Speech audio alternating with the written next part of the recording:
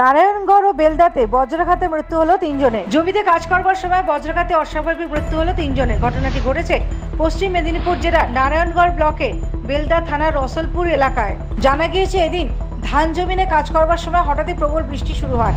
বেশ কিছুক্ষণ ধরে বৃষ্টি চলতে থাকে, তারপর বৃষ্টি হওয়ার পাশাপাশি বজ্রপাত শুরু হয়। সেই সময় জমি থেকে বাড়ি ফেরার পথে বজ্রাঘাতে অস্বাভাবিক মৃত্যু হলো এক মহিলা ও দুই ব্যক্তি।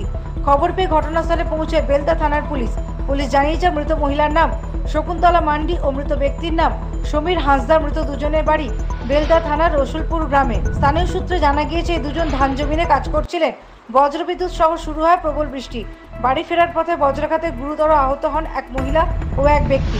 এরপর স্থানীয়রা তড়িঘড়ি করে দুজনকে বেলদা সুপার স্পেশালিটি হাসপাতালে চিকিৎসকরা তাদের মৃত বলে ঘোষণা করে। মৃতদেহ ময়নাতদন্তের জন্য হাসপাতাল থেকে সংগ্রহ করে বেলদা থানার পুলিশ। পাশাপাশি নারায়ণগড় থানা কাশীপুরে যমুনা গ্রামে বিদ্যুৎপৃষ্ঠে মৃত্যু হয় 62 বছর বয়সী বৃদ্ধের। পুলিশ জানিয়েছে, মৃত বৃদ্ধের নাম চন্দ্রমোহন শীত। খবর পেয়ে মৃতদেহ উদ্ধার করেছে নারায়ণগড় থানার পুলিশ। বাদ পড়ে গেছে আর কি বলবো, দুজনে আসছিলাম। আসে দাদাটা ওই একটা হিড়ি ছিল, ভিটা কাটছিল। আমরা তো একসাথেই আসছিলাম, আমি সামনে ছিলাম, ও পিছনে ছিল বৌদিটা। তো কি হয়েছে, আমরা দুজনে পড়ে গেছিলাম। আমারও উঠছিল না। আমি যখন ইঁড়ে যখন দেখি তখন মাটি, আমি হুট করে যখন উঠে যাই, যখন আমি বলছি আমার পিছনে তো বৌদিটা ছিল, তো উঠাতো তোমাদেরকে।